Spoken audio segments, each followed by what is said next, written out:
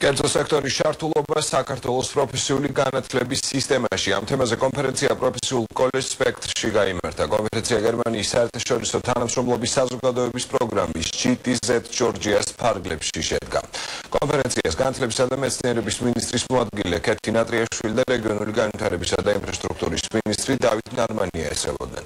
კონფერენციის მიზანი პროფესიულ განათლებაში კერძო სექტორის ჩართულობის შესაძლებლობების გაცნობა. კოლეჯ სპექტრში 32 პროფესიულ საგანმანათლებლო პროგრამა ხორციელდება.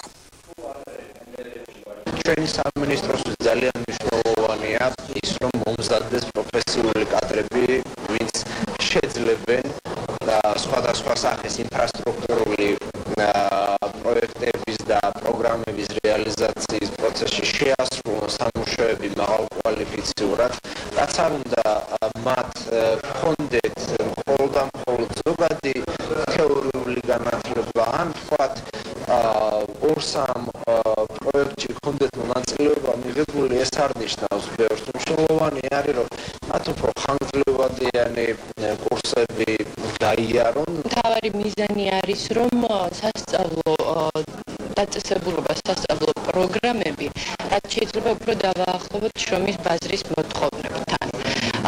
რათა გაუმჯობესდეს სასწავლო პროგრამების ხარისხი და შესაბამისად გაიზარდოს კურსდამთავრებულთა დასაქმების მაჩვენებლები.